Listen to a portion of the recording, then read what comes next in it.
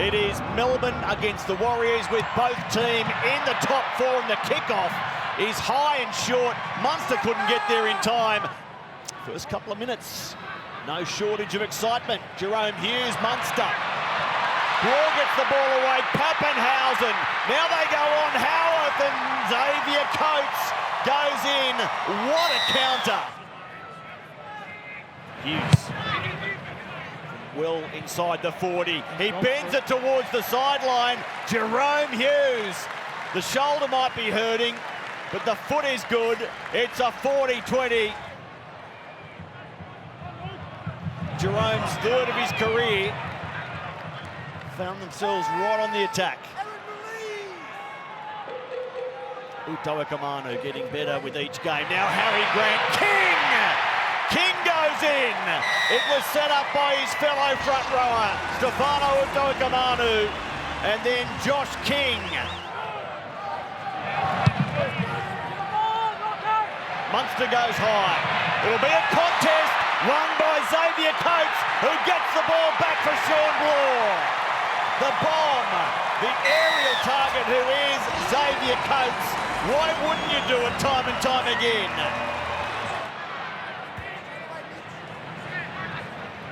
Pappenhausen, quick hands from Katoa, and Anderson is away. Down the sideline, infield.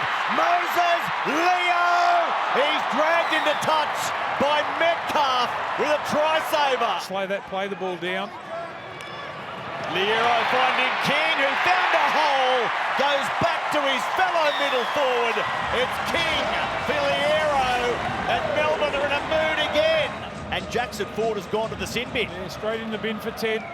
Look at Pappenhausen. I love the touch, he too was right onto it. Look.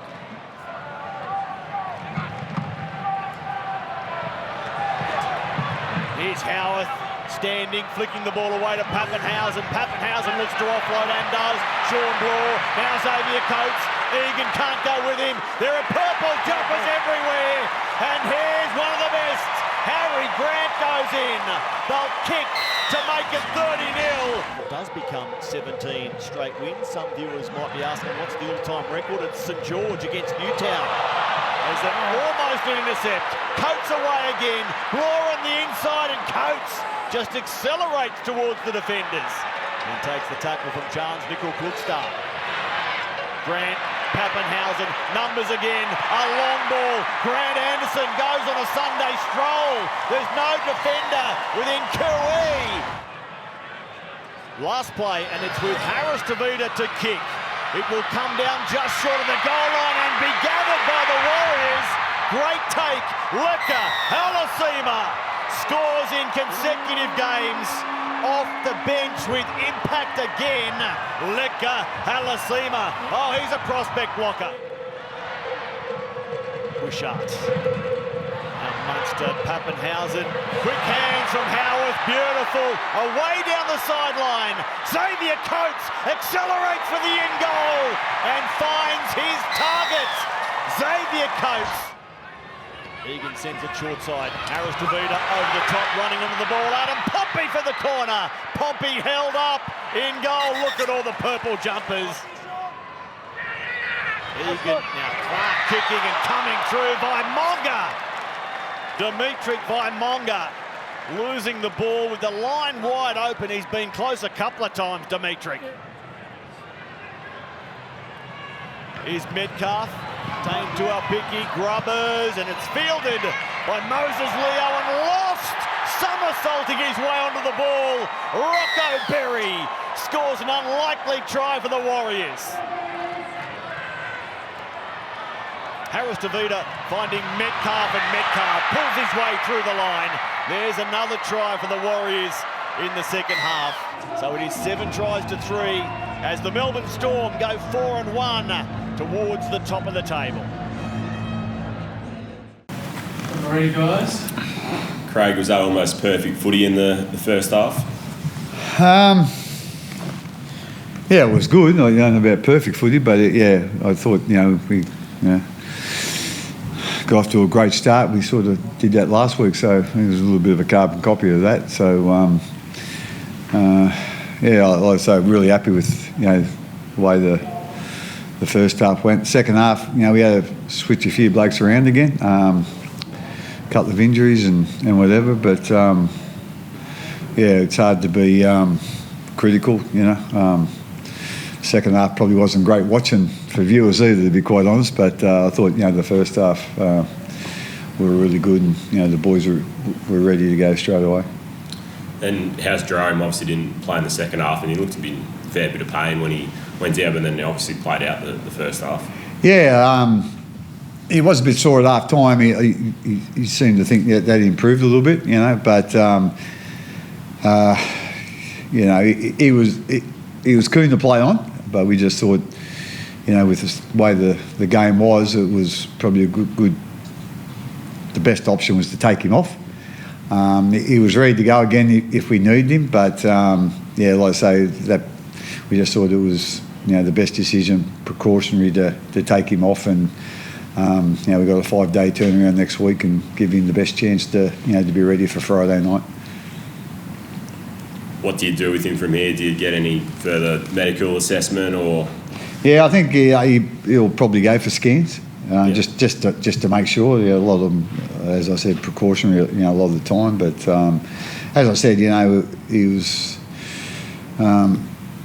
he's in a fair bit of pain early, but it just seemed to get a little bit better as it went on. So hopefully, there's nothing too serious there. Harry, how did it feel out there? Obviously a massive crowd, a nice day, and some really good footy in that first half. Yeah, they're the games you want to be a part of.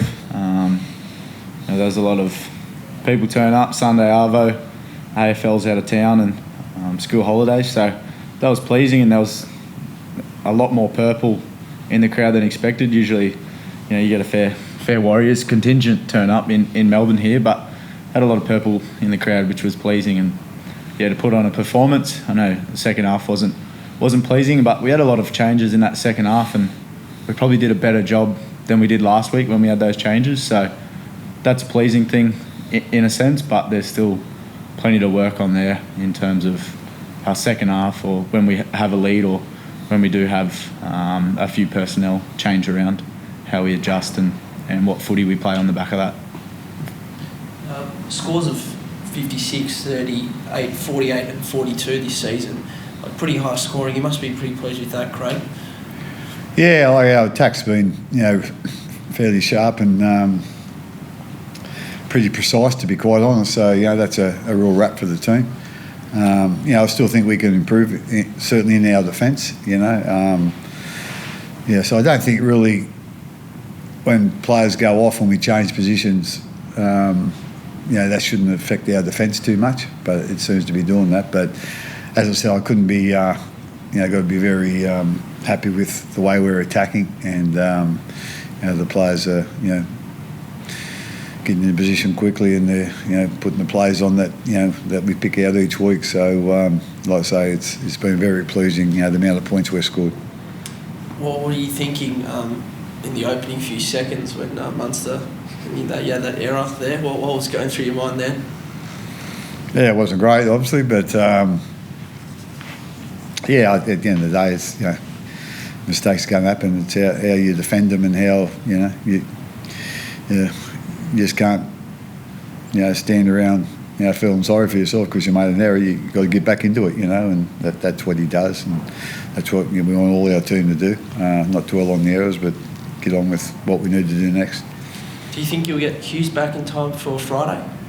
Oh, that's a good question. Like, obviously, the scan, will tell us a little bit. As I said here, Jerome was prepared to go back on if we need him.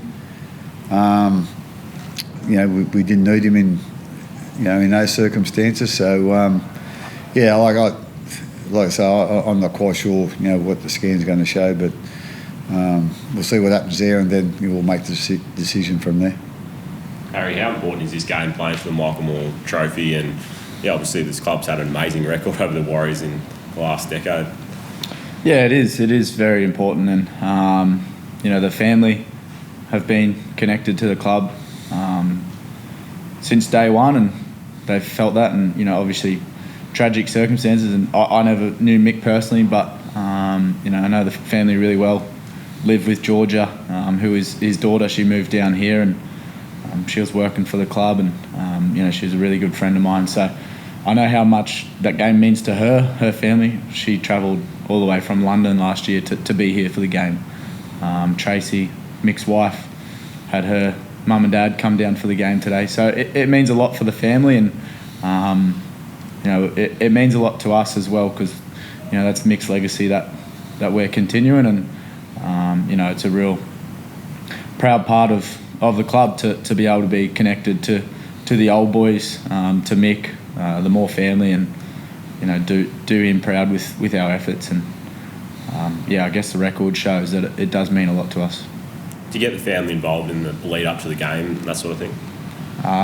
Family, old boys. I think we had Ben Rorty through the week talk about Mick and his first impressions and impact that Mick had, and you can learn from those guys, and you got to take a little bit of them on your journey. Mick was someone that really connected a team, but enjoyed doing it and enjoyed the good times too. So it was about taking a little bit of Mick on our journey this week, and I really think we did that with our training and our performance. Craig, how young is Nelson and Will Warbrick? How are they progressing with their... Yeah, it seems to be a pretty slow process at the moment for both of them. So, again, our hands are tied. They're in the care of the medical department, and they'll make the decision. So, like I say, we're not going to, we can't really push it along or shorten the journey. At the end of the day, it is what it is, and when they're available, that's when we'll make the decision whether they come back in. But at the moment, they weren't available this week, and we'll see what happens, for the next game. Craig, you must have been impressed with the game of Trent Liora. He's really come on in leaps and bounds. Yeah, he certainly has. I think he made some real improvements last year with his game, and just expanded his game in the things that he could do on the field. He's a really talented kid, but he's a talented athlete too. So we just like the way he's sort of the mixture of his game is this year, with a bit of ball playing, a bit of run. But I think his real area of improvement is like his footy smarts now. I think he's come a really long way in the last 18 months with that. Knowing the game better and knowing his strengths and what he's capable of doing, and what the strengths of the players that the strengths of the players that he's playing with, and he's putting that into his game. So he's been tremendous for us this year. But I thought he had a great, especially the second half of last year. He was outstanding. So I'd imagine Billy Slater be state selection, obviously. I know obviously he'll be in there, but like I say, I imagine Billy be taking a lot of notice of it, and wouldn't be surprised if he ends up there. Thanks, guys. Yeah, thanks, guys. Thank you. Andrew, pretty tough day. Obviously, how do you sum up the performance? Yeah, we missed our jobs at times. I mean, a lot at the start, particularly. There was big momentum swings, so we looked like we were about to score, and then there's big momentum swings, and we didn't handle it well at all. And they'd go down the other end and score straight away, and we just didn't stop that momentum. As a result of it, we didn't tackle like we normally do and like we want to. We didn't get to play our game as a result of poor defence today, and like we're still trying so hard, but we didn't execute our tackle, and it just wasn't good enough. How much of an impact did James going off early have on the group? It looked like we weren't going well before when he went off. So we'd rather have him there, but it's no excuse. We've got 17 players that we believe in that can do the job, and the other 16 know their roles and know what's required. So we would have rathered him there, but it didn't have. It looked like it was going to be that way anyway. What's the early call from the medicos on how severe it is? We don't know, honestly, until we get the scan. But it's a pec injury. We just don't know the extent of it. We'll get a scan when we get back to Auckland tomorrow and find out more then. How frustrating is this performance considering you came off the bye as well? Does that add to the frustrations?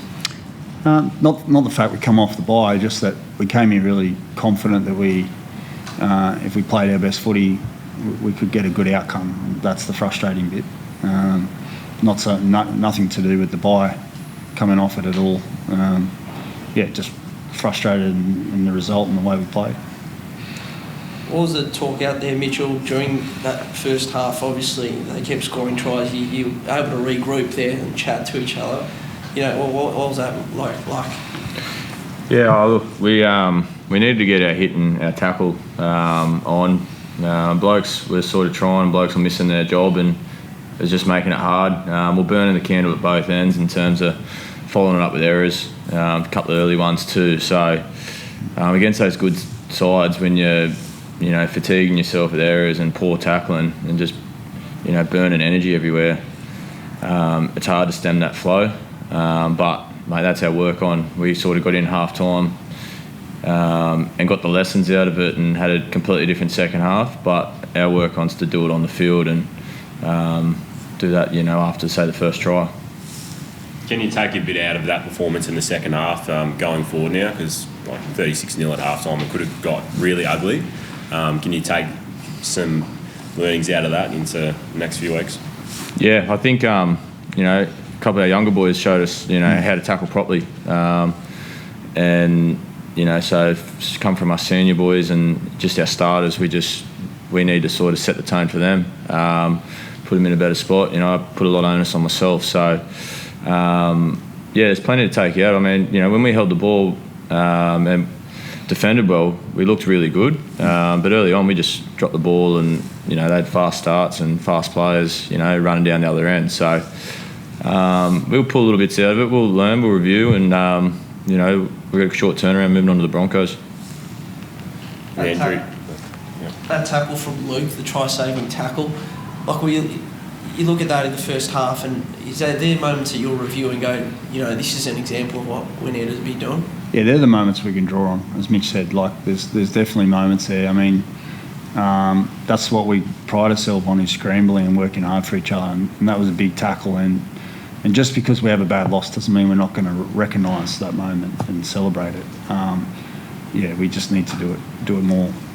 But there's plenty of sides. Like I said, the boys are trying, but the execution's not there. Jackson going to the sin bin, how much of an effect did that have as well? Oh well, once again, you'd rather have 13 when you play them. We've got to find a way. We've got to find a way to defend that period better. Like for example, I think they had a standing tackle straight away once he went to the bin. The third man's not back. You already got one in the bin, and then one man out of the defensive line. Another one's going to be hard. So we just got to handle those periods better. But it's never easy when you've got 12 men. And how's Chance feeling? Obviously failed the HIA, but how's he doing? Yeah, he's a bit groggy, but he's up and walking around. He was out in the field for the presentation after, and he's obviously sore and sorry, but he's communicating, walking around fine. Thanks, guys. Thanks.